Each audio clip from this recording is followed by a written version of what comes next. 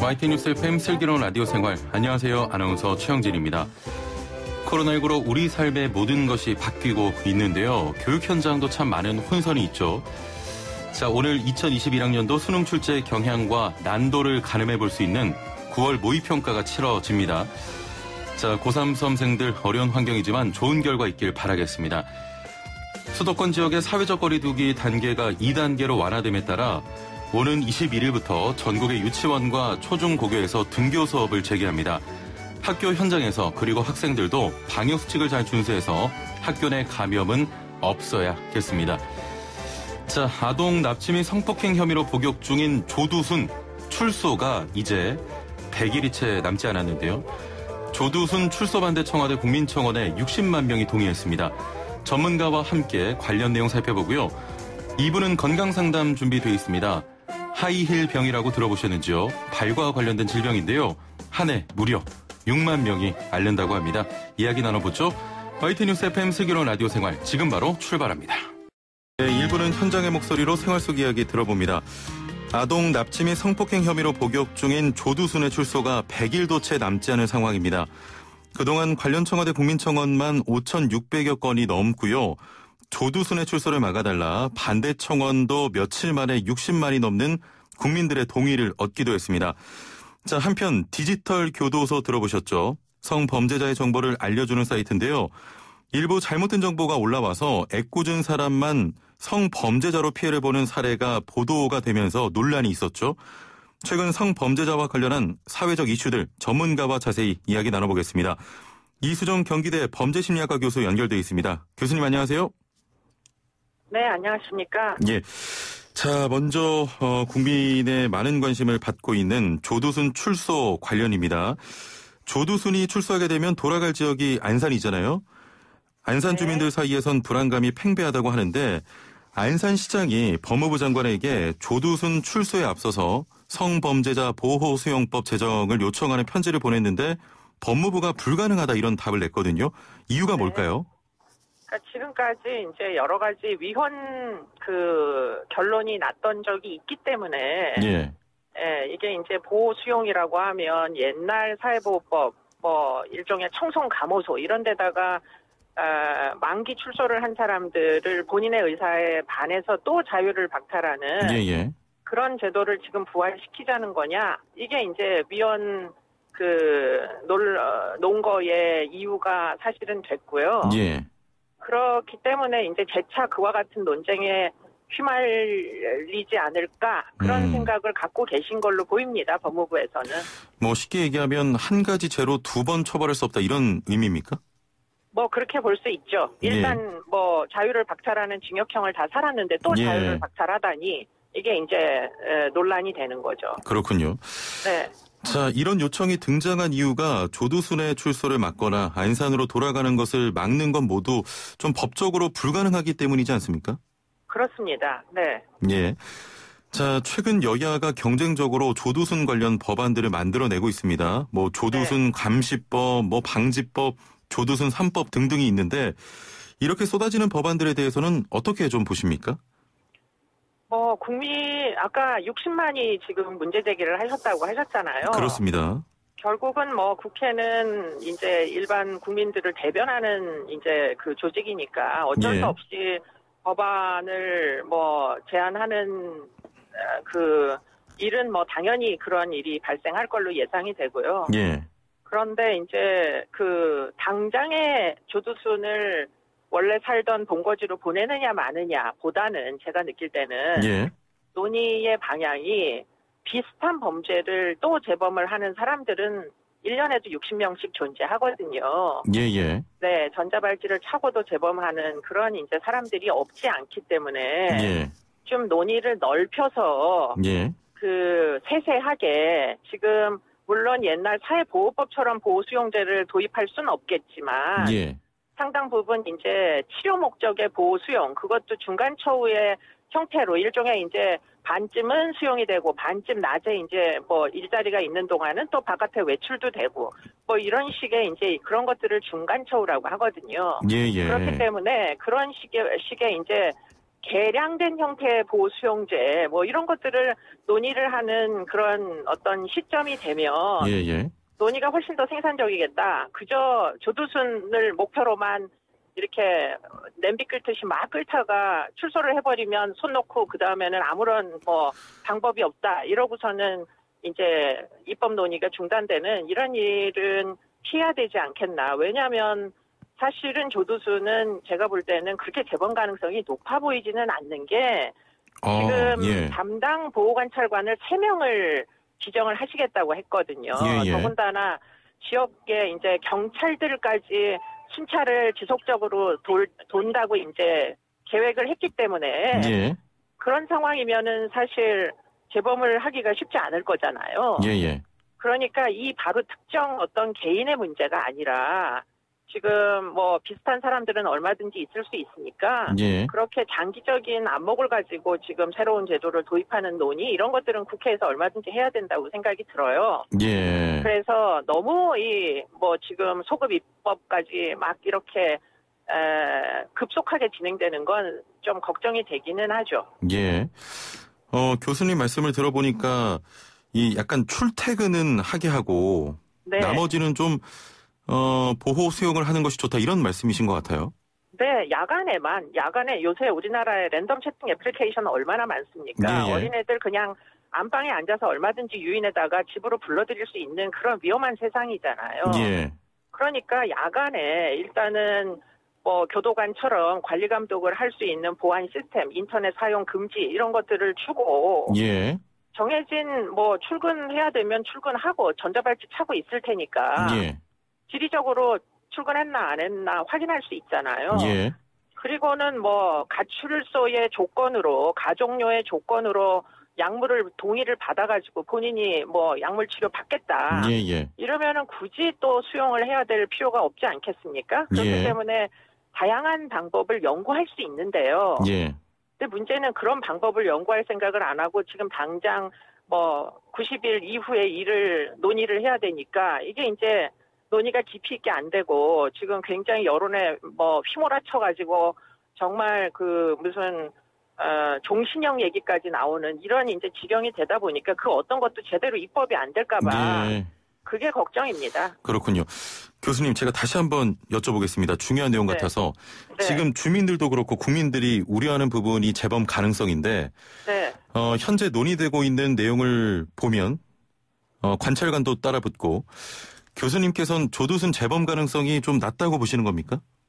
저는 그렇게 높기가 어려울 거라고 봅니다. 그러니까 가만히 두지를 않을 거잖아요. 지금 언론의 주목을 받으니까. 근데 문제는 조두순은 다행히 언론의 주목을 받는 범죄자가 됐지만 조두순 같은 아동 성폭행범 상습범들은 또 있단 말이에요.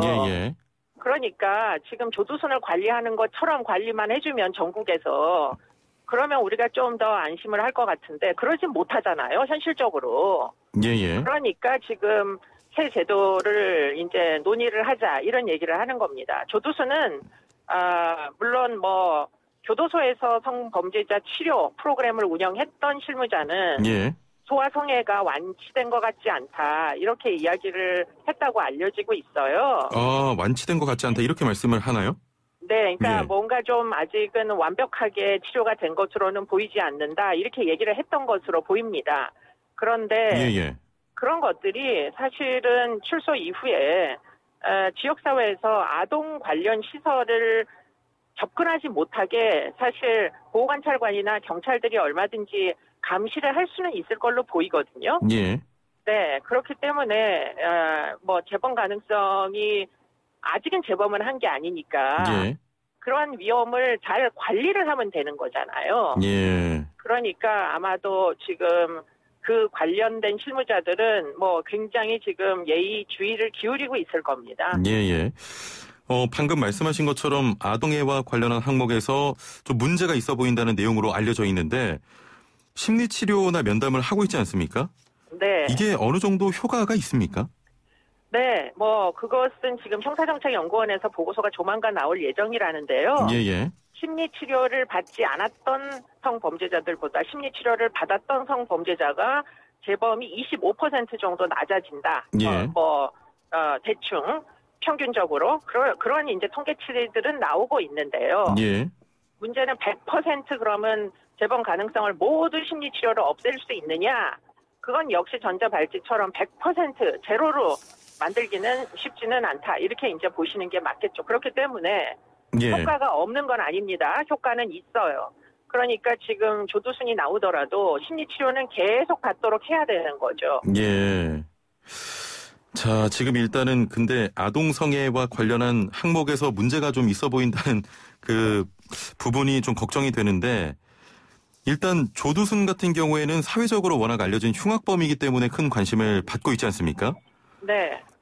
기존에 살던 동네 피해자와 비슷한 동네로 돌아가는 이런 일들이 처음일 것 같진 않은데 네. 많습니까? 그렇게 많다고 보긴 좀 어려워도 예, 원래 그 만기 출소를 하면 뭐 일반인들처럼 자유를 다 누릴 수 있기 때문에 본인이 살던 본거지로 돌아갈 권리는 그 출소자에게도 있는 것이죠. 예. 네. 관리는 잘 되고 있나요? 뭐 재범을 간혹 하기는 하죠. 지난번에 연초에도 이제 그 지금 12년형 살고 지금 13살짜리 또 전자발찌 찬채로 성폭행한 사람을 이제 그 1심에서 18년 선고한 적이 있을 정도로 재범률이 제로가 안 된다는 건 틀림없는 사실이긴 합니다. 그렇기 때문에 예의 관찰과 관리가 필요하죠. 하면서 네. 지금 교수님 말씀 들어보니까 전자발찌가 범죄를 완전히 막아주는 건 아니다 이런 말씀인데 네. 전자발찌 관련해서는 감시 인력 부족 등의 문제가 계속 야기가 되고 있거든요. 그렇습니다. 이렇게 재범률이 높은 이유가 뭘까요?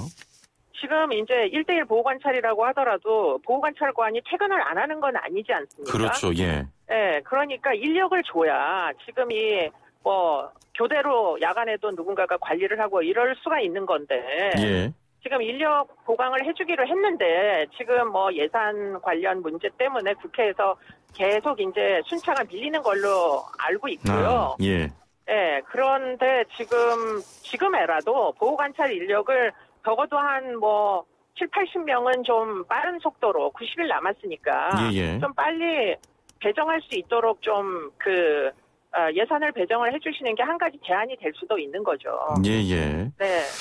자, 인력의 문제로 이런 또 재범이 발생한다 이런 말씀 같습니다. 네. 자, 미국 등의 해외 사례를 보니까 이 전자발찌를 부착하는 기간을 길게 하는 것보단 좀 가택 내에서 생활을 하게 한다거나 이런 제한을 적용하고 있지 않습니까? 주거지 제한을 보통 하죠. 외국의 경우에는. 근데 이제 우리 경우에는 주거지를 제한할 때 이 주거의 형태가 외국과는 달리 사실은 굉장히 촘촘하잖아요. 그러다 보니까 예를 들자면 원룸에 산다. 그러면은 그 원룸에서 나가지 못하게 하는 게 생각보다 쉽지가 않습니다. 그렇군요. 네, 그렇기 때문에 지금 주거시설을 제공을 하는 그들을 위해서 그게 이제 일종의 보호 수용이 무조건 형벌만은 아닌 거죠. 숙박시설을 제공을 하는 거니까. 그러니까 일종의 당근의 기능도 할 수가 있다는 거죠. 잘만 도입이 되면. 그렇군요. 네. 아니 국회에 제출된 보호수용법은 조두순에게 적용이 안 될 수도 있다 이런 이야기가 있습니다. 네, 적용이 안 될 수가 당연히 있죠. 왜냐하면 선고할 때 사실은 이제 판사가 12년 전에 선고를 해야지 되는 거였는데 안 그러고 이제 지금 만기 출소인데 출소 직전에 어떻게 개입할 수 있는 방법은 현재로서는 없기 때문에 그러나 아까도 제가 말씀드렸잖아요. 조두순 같은 사람이 조두순만 있는 건 아니기 때문에 그렇습니다. 앞으로를 위해서. 그렇죠. 지금 이 논의하기 좋은 시점에 구체적으로 심도 있게 논의를 해가지고 도입을 하면 좋은 제도를 도입을 하지 말라는 법은 사실 없고 지금 이 타이밍을 놓치면 또 이제 조두순 같이 그렇게 언론의 주목을 끄는 아동 성범죄자가 등장하지 않고서는 이런 종류의 논의가 진행이 안 될 거 아니에요. 사건이 발생하고 그 이후에 이런 논의를 또 하게 되니까요. 네, 그러니까 사후 약방문 하지 말고 지금 참에 조두순에게 꼭 적용이 되지 않더라도 우리 아이들을 보호할 수 있는 법이 도입만 될 수 있으면 그렇습니다. 그거보다 좋은 일이 없잖아요. 자, 그러면 사실 좀 형량이 높으면 다 해결되는 문제 아닙니까? 그런데 어차피 돌아옵니다, 우리나라는. 예. 뭐 무슨 사형도 집행을 안 하기 때문에 모든 이제 범죄자들은, 재수자들은 돌아올 수밖에 없고요. 무기징역이라도 한 20년 정도 되면 돌아옵니다. 그렇습니다. 네, 그렇기 때문에 이제 이 만기 출소라는 건 사실은 장기간 동안 수용 시설에 사회생활이 격리가 돼가지고 사회적인 기능이 전혀 없는 상태로 만기 출소를 하게 되면 결국은 자기 생활을 자기가 그냥 먹고 살아야 되는데 아무런 능력이 없는 사람이 돼가지고 예. 사회로 그냥 방출이 되는 이 시스템이 사실은 재범 위험성을 낮출 수 없는 거죠. 예. 그렇기 때문에 출소 이후에 어떤 지원을 하던 그게 예. 일종의 뭐 약간 징벌적인 요소가 있는 보호수용이던 하여튼 이 돌아오는 그 과정을 예. 일종의 이제 좀 연착륙할 수 있게 관리 감독을 하게 그렇게 하는 방법이 지금 꼭 필요하다 이런 생각이 듭니다. 그렇습니다. 당장 뭐 12월인데 빠른 처리도 필요할 것 같고 앞으로를 위해서 지금 논의하고 뭔가 결정을 하는 게 필요해 보입니다. 네. 자, 어제 대법원 양형위에서 아동청소년 성착취물 제작 시에 최대 징역 29년 3개월을 권고했습니다. 조두수는 네. 징역 12년을 복역한 뒤에 출소를 앞두고 있는데 자, 네. 그동안의 국민의 법 감정과 실제 형량 사이의 괴리감을 좀 메꿀 수 있을까요? 근데 지금 이제 디지털 성범죄 같은 경우에 예. 굉장히 엄벌해야 된다고 저 개인적으로 생각을 하고 있고요. 그렇게 예. 이야기를 해왔는데 문제는 29년까지 줄 수 있다는 이 이제 뭐 양형의 일종의 가안입니다. 예. 그런데 이 디지털 성범죄의 본질이 뭐냐? 신체적 접촉이 없는 성범죄거든요. 예. 그런데 신체적 접촉이 있어서 지금 금년도 초에도 강간치상, 13살짜리 강간치상 사건이 선고가 18년 났다고 제가 말씀드렸잖아요. 아까. 예. 네. 뭐 그렇게 신체적 접촉이 있어가지고 아이를 굉장히 심각한 상해를 입혔는데도 18년이 나오는 게 아동 성폭행에 신체적 예. 접촉이 있는 성폭행의 현재의 형량인데 지금 신체적 접촉이 없는 디지털 성범죄의 형량을 29년까지로 권고를 해도 그게 지금 과연 지켜질 수 있을지가 제일 큰 문제이고요. 뭔가 좀 균형이 안 맞다 이런 말씀이시죠? 그렇죠. 예. 그렇게 이제 그렇게 아동 성범죄를 엄벌을 하겠다라는 취지를 살리려면 예. 지금 디지털 성범죄만 따로 띄어가지고 생각할 게 아니라 예. 지금 기존에 있던 지금 뭐 강간치상, 아동 성폭행 이런 것들을 사실 형량을 함께 높이는 게 지금 필요한 일 아닌가. 그렇기 때문에 이 아동 성범죄에 관한 양형 기준도 재차 다시 이제 제시할 수 있어야 되는 게 아닌가 그런 생각이 좀 듭니다. 예. 아동 성폭행 같은 경우는 최고 형량이 현재 어떻게 해야 됩니까? 무기징역까지 줄 수 있는 걸로 알고 있는데요. 예. 그런데 사실 평균 형량은 그렇게 나오지는 않죠. 그렇기 그렇군요. 때문에 그 18년이라는 형은 사실은 평균적인 예. 아동 성폭행에 있어서 강간치상의 평균적인 형량인 것으로 보입니다. 예. 아동 성폭행도 징역이 18년인데 비접촉하는 디지털 성범죄가 29년이면 좀 안 맞는다. 같이 올려라. 뭐 이런 말씀이죠. 네, 그렇습니다. 예. 얼마 전에 우리 사회를 좀 떠들썩하게 만들었던 N번방 사건의 조주빈에게도 이 디지털 그 형량이 적용이 되겠습니까? 그거는 아닌 것 같고요. 지금 예. 이제 우리가 입법해봤자 조두순에게 적용하지 못하는 것처럼 지금 이런 종류의 권고 형량은 사실은 지금 조주빈에게는 적용될 수 없는 거 아니냐 이렇게 생각이 됩니다. 예. 알겠습니다. 자, 마지막으로 디지털 교도소 관련해서 여쭤보겠습니다. 성범죄자 등의 신상을 공개하는 사이트인데 좀 전에도 국민들 법 감정 관련해서 이야기를 나눠봤습니다. 자, 이 사이트가 만들어진 이유가 이런 차이 때문에 등장했다 이런 이야기가 나오고 있는데 최근 문제가 되는 사건이 계속 발생하고 있지 않습니까? 앞으로도 네. 이런 논란이 계속 발생하지 않을까 우려도 되는데 자, 디지털 교도소 운영 어떻게 좀 보십니까? 제가 볼 때는 이 디지털 교도소 운영은 뭐 심정적으로는 공감을 할 수도 있겠으나 이건 굉장히 좀 유의해야 될 부분으로 보이고요. 예. 더군다나 이제 이 디지털 교도소 측에서 모금을 했던 적도 있고요. 예. 뭐 억울한 이제 그 사람을 만든 적도 있고 그렇기 예. 때문에 굉장히 불법적인 요소가 많은 것으로 보이거든요, 지금. 예. 그래서 이런 부분에 대해서는 사실은 공익을 일종의 뭐 빌미로 또 다른 이제 어떤 뭐 국가에 있는 형벌권을 마치 무슨 사적인 권한인 것처럼 남용하는 그런 이제 잘못된 불법 행위로 보여서 이거는 빨리 수사를 해가지고 그 이제 운영진들을 검거하는 수밖에는 방법이 없다. 그런 생각이 듭니다. 예. 그 방심위에서 사이트 폐쇄까지는 갈 일이 아니다라고 하면서 일부 게시물의 수정을 요청을 했거든요. 그래서 또 논란인데 이 부분은 어떻게 보십니까? 적절했다고 보십니까? 저는 폐쇄해야 된다고 개인적으로 생각하고요. 예. 네. 디지털 성범죄 성착취물 처음에 나왔을 때 이 그 디지털 장의사라는 업이 등장을 했습니다. 그렇습니다. 예. 네, 사인인데 뭐 피해자들과 연락을 해가지고 영상물 다 지워주겠다 이렇게 시인을 해가지고 결국에는 그 중에 일부가 그 디지털 영상을 다운을 받아놨다가 재차 유포시키는 또 다른 범죄를 저질렀거든요. 그렇기 때문에 신뢰하기 어려운 타인에게 이런 어떤 뭐 공익에 준하는 이런 권한을 주는 것은 저는 일단 매우 비정상적이다 이렇게 보입니다. 그게 또 남용될 수 있다. 그렇습니다. 예, 알겠습니다. 자, 오늘은 성범죄자와 관련한 사회적 이슈들 이야기 나눠봤습니다. 오늘 말씀 감사합니다. 고맙습니다. 네, 지금까지 이수정 경기대 범죄심리학과 교수와 함께했습니다. 네, 조금 전 기상청에서 요청한 10시 11분 기상청에서 요청한 호우경보 변경 발표 안내사항입니다. 오늘 오전 10시 서해 5도 지역에 호우경보가 발효됐습니다. TV, 라디오, 스마트폰 등을 통해 내가 있는 지역의 기상 상황을 계속해서 알아보고 주변에 있는 사람에게 전해줍니다. 차량은 속도를 줄여 운행하고 물에 잠긴 도로, 지하차도, 교량 등으로 통행하지 않도록 주변에 있는 사람에게 알려줍니다. 개울가, 하천변, 계곡, 해안가 등 급류에 휩쓸리거나 침수 위험이 있는 지역에는 접근하지 말고 주변에 있는 사람에게 알려줍니다. 침수 지역이나 산간, 계곡 등 위험 지역에 있거나 대피 권고를 받았을 경우에는 주변에 있는 사람과 함께 즉시 안전한 곳으로 대피합니다. 공사장, 전신주, 지하공간, 축대, 옹벽, 담장 등 위험 지역에는 접근하지 않도록 합니다. 농촌 지역에서는 농작물 및 시설물 피해가 발생하지 않도록 배수로 정비, 비닐하우스 결박, 과수 지주시설 고정 등 미리 대비하고 농사와 관련된 작업 등 야외 활동은 하지 않습니다. 이상 행정안전부에서 전해드렸습니다.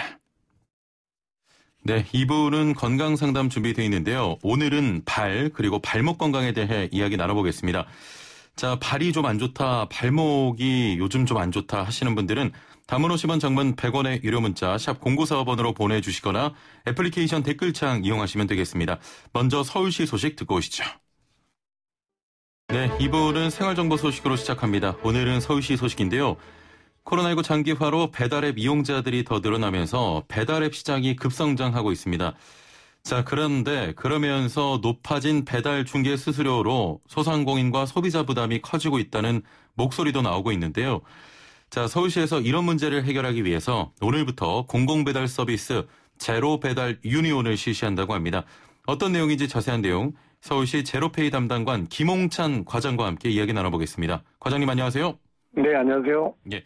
자, 서울시에서 오늘부터 실시하는 제로 배달 유니온 어떻게 추진하게 된 겁니까? 네, 앞서 말씀해 주셨다시피 지금 코로나19에서 배달 시장이 굉장히 늘어나고 있는데 기존 그 배달 앱사들이 좀 과점 상태입니다. 그래서 중개 수수료가 너무 높아서 소상공인들이 굉장히 좀 영업 환경에 힘들다라는 얘기가 많이 나왔습니다. 그래서 저희는 이제 신규 기존 업체 말고 새롭게 이제 시작하는 스타트업 업체들을 도입 시장 진입을 좀 장려하기 위해서 그 초기 투자 비용을 좀 절감할 수 있는 방안을 좀 찾아서 지원을 하게 된 서비스라고 보시면 됩니다. 자, 제로페이 인프라를 활용해서 민관 협력 방식으로 좀 진행을 하는 것 같은데 구체적으로 어떤 방식입니까? 우리 서울시가 직접 앱을 만들고 그리고 운영하지는 않습니다. 다만 민간이 스타트업 차원에서 하고 있는 배달 앱을 지원하는 방식입니다. 지원의 방식이 크게 두 가지가 있는데요. 하나는 가맹점을 좀 모집하는 데 있어서 서울시가 좀 노력을 해드리는 거고요. 그리고 소비자 홍보 마케팅 면에서도 저희가 좀 지원을 하는 그런 방식입니다. 그러니까 한마디로 민간이 배달 앱을 운영하고 가맹점 관리도 하는 방식이다. 네, 맞습니다. 예, 2% 이하 중개 수수료라고 하셨는데 기존 배달앱은 얼마나 받았는지 궁금합니다. 그리고 기존 배달앱들에 비해서 낮은 수수료가 가능한 좀 요인이 있을까요? 네. 기존 배달앱 같은 경우에는 작게는 6%, 많게는 12% 정도의 중개 수수료를 받고 있는 것으로 알려져 있습니다. 예를 들면 2만 원짜리 음식을 팔면 최대 한 2,400원을 소상공인 중개 수수료로 내야 되는데요. 이 외에도 결제 수수료나 또 광고비, 입점료 같은 다양한 이제 부가 비용을 받고 있거든요. 예.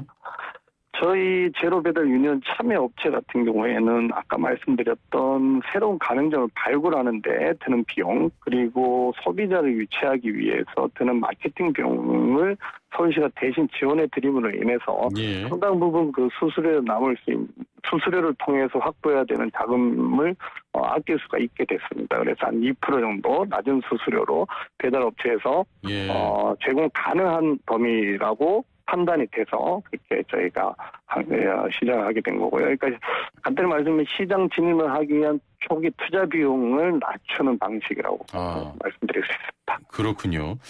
자, 점주분들은 확실히 낮은 좀 중개 수수료로 혜택을 보실 수 있을 것 같은데 소비자는 어떤 혜택이 있겠습니까? 네, 지금 저희가 지역상품 활성화를 위해서 서울시에서 발행하고 있는 서울사랑 상품권이 기존에는 오프라인 가맹점에서만 사용을 하실 수 있었거든요. 네, 배달 앱을 통해서 온라인으로 사용할 수 있게 저희가 만들었습니다. 그래서 소비자 같은 경우에 7에서 10% 정도 할인된 가격으로 구입한 상품권을 저희 제로 배달 유니온 앱을 통해서 사용하실 수 있고요. 그리고 저희가 한시적이긴 한데 초기 프로모션을 위해서 상품권으로 결제 시 배달 금액의 10%에 해당하는 금액을 할인 혜택을 제공할 계획입니다. 그렇군요. 자, 그럼 제로배달 유니온에는 어떤 기업들이 참여합니까?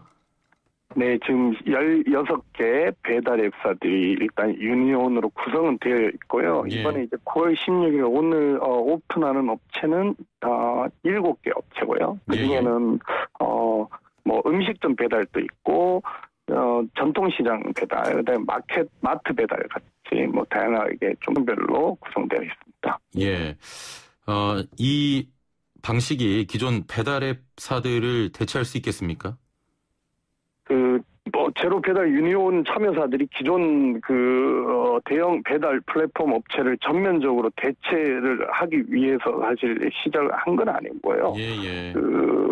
실제로 전면적인 경쟁을 하기보다는 다양한 창의적인 어떤 경영 방식, 서비스 방식을 통해서 이 배달 시장에 활력을 불어넣을 수 있게 있는 업체들을 좀 육성하고자 하는 겁니다. 그럼 자연스럽게 시장 내에서도 수수료에 대한 어떤 문제, 낮은 수수료에 대한 문제 인식을 통해서 시장 내부에서도 좀 거품이 있었다면 좀 낮출 수 있는 방향으로 이게 시장의 자정의 어떤 프로세스를 서울시가 지원을 한다. 그렇게 보시면 될 것 같습니다. 알겠습니다. 요즘 코로나19 때문에 자영업자분들 힘드실 텐데요.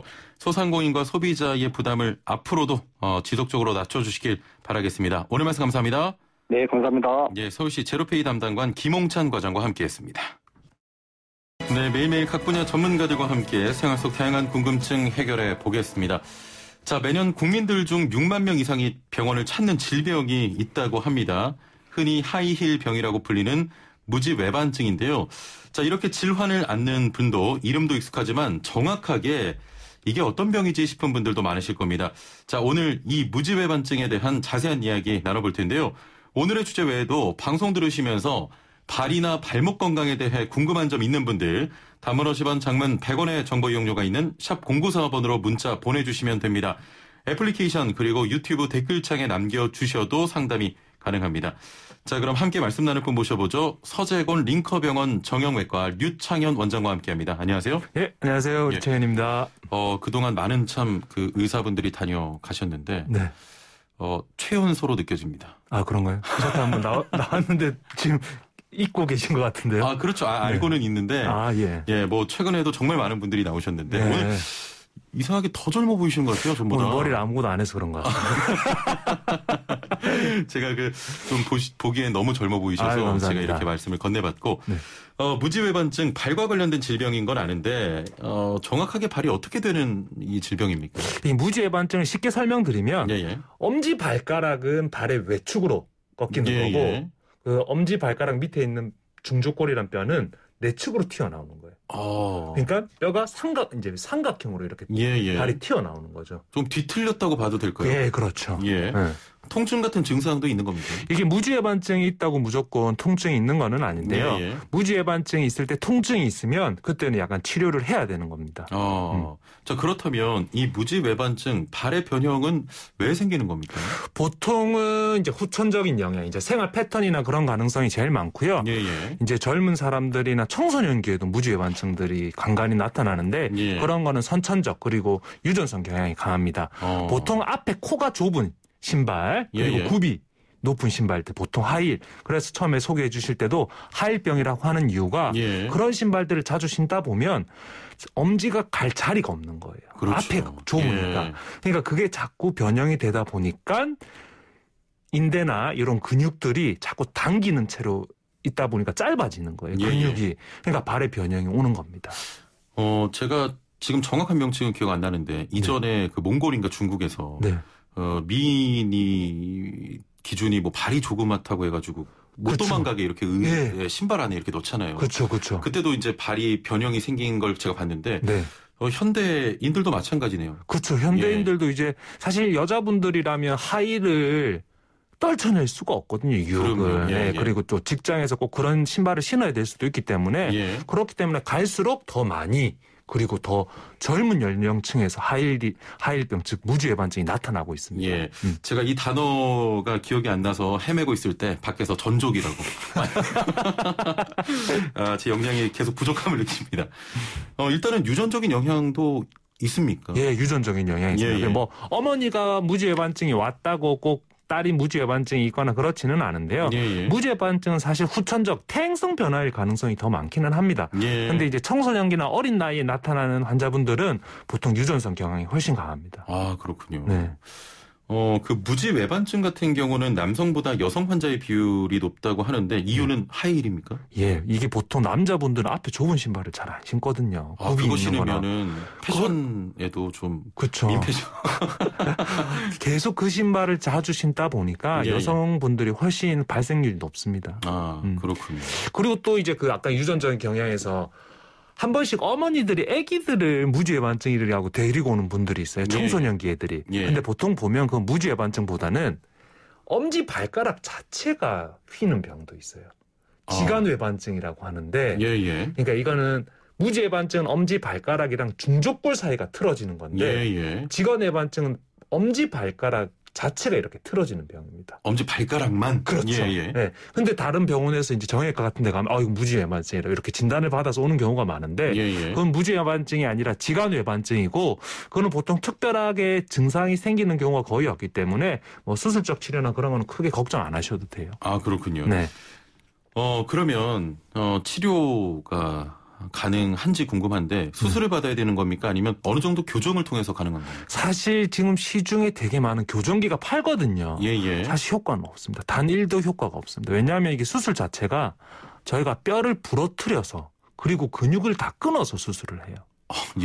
그렇기 때문에 일반적으로 링을 끼워서 그런 교정 자체가 안 되는 거예요. 교정기에 유일하게 효과가 있는 거는 무지외반증이 심하다면 발가락 둘이가 붙어서 여기 욕창 같은 게 생기는 거예요. 그럼 그 사이 이제 링이나 이런 걸 끼우면 떠 있으니까. 그래도 공기가 통하니까. 그렇죠. 그게 안 아픈 정도만 하는 거지. 그 발가락 링을 끼운다고 발의 형태가 돌아온다거나 그런 건 절대 없습니다. 아니 근데 지금 방금 수술 말씀하셨는데 뼈를 부시고 뭐 근육을 찢을 정도의 수술인 겁니까? 뼈를 깎고 부러뜨려서 이제 약간 쉽게 설명드리면 레고처럼 우리가 발의 형태를 바꾸는 거예요. 그렇게 해야지만 그 발의 형태가 일자로 돌아오는 겁니다. 무섭습니다.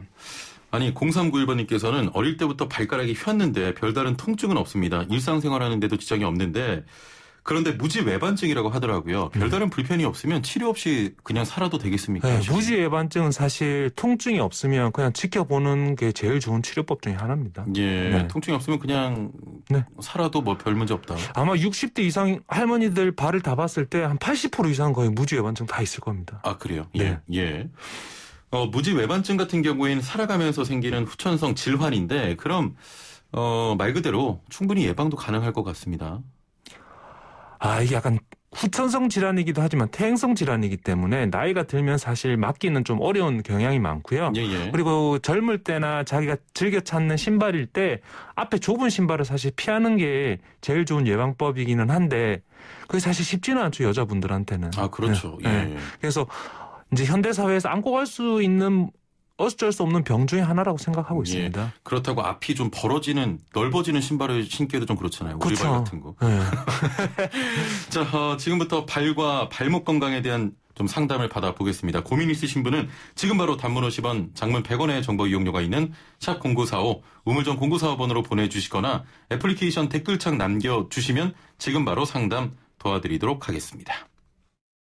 네, 4396번님, 걸을 때마다 발목에서 딱딱 소리가 나는데 왜 그런 걸까요? 제발 좀 알려주세요 하셨네요. 보통은 소리가 나는 경우는 뼈랑 발목 쪽에서는 뼈랑 뼈가 부딪히는 경우가 제일 많습니다. 뭐 이전에 골절의 과거력이 있다거나 아니면 나이 드신 분들은 관절염이 생기다 보면 골극이라고 뼈가 자라기 시작하거든요. 그런 것들이 부딪혀서 소리가 납니다. 저도 사실 소리는 나거든요. 이전에 부러져가지고 잘못 붙으면.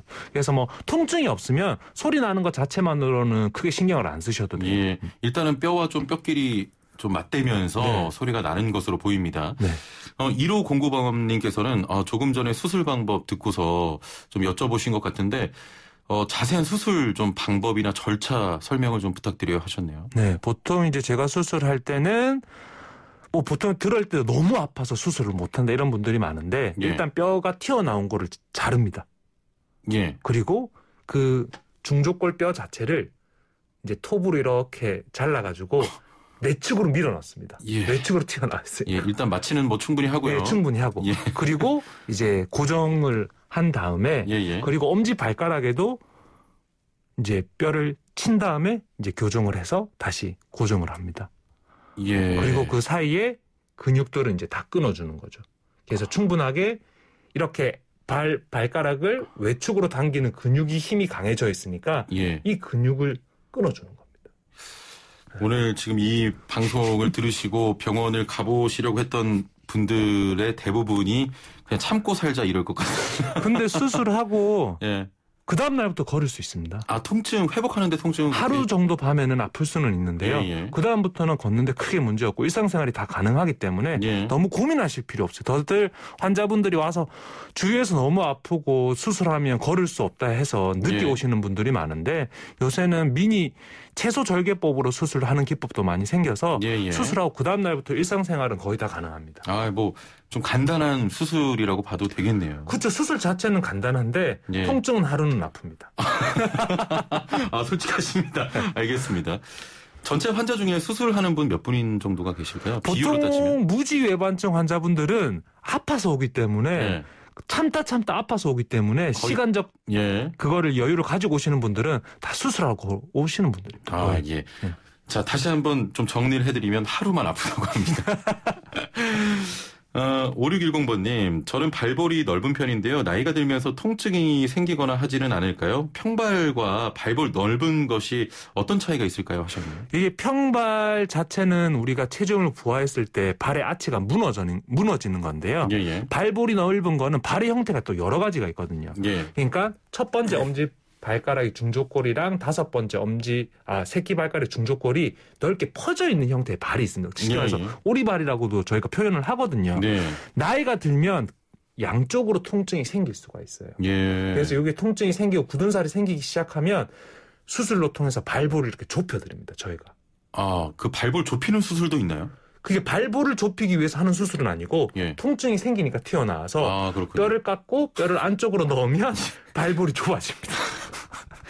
무조건 좀 깎아야 되는군요. 이 무지외반증은 제가 항상 이제 강조하는 게 뼈를 깎고 근육을 끊는 수술이기 때문에 예. 링이나 이런 교정기로는 사실 효과가 없습니다. 아, 네. 수술만이 좀 예, 이제 통증이 있을 때는 수술이 이제 제일 궁극적인 치료법이고 예. 그전에는 뭐 물리 치료, 약물 치료 그리고 주사 치료도 해볼 수도 있지만 예. 그걸 다 해보고도 안 되면 결과적으로 이제 발의 형태를 바꾸기 위해서는 수술 말고는 답이 없습니다. 그렇군요.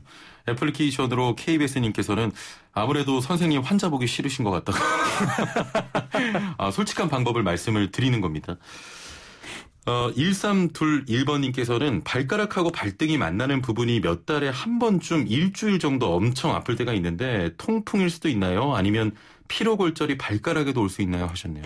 보통 피로골절은 발가락 밑에 이제 중족골 쪽에 많이 생기는 건데요. 예, 예. 그 연결되는 관절 부위가 아픈 건 아마 그때 좀 무리를 많이 하거나 하면 관절막에 염증이 생길 가능성이 제가 제일 봤을 때 제일 많고요. 예, 예. 통풍은 주기적으로 잘 생기지는 않고 한번 생기면 진짜 너무 아픕니다. 예, 예. 그래서 환자분들이 통풍을 참고 견디는 분은 잘 없어요.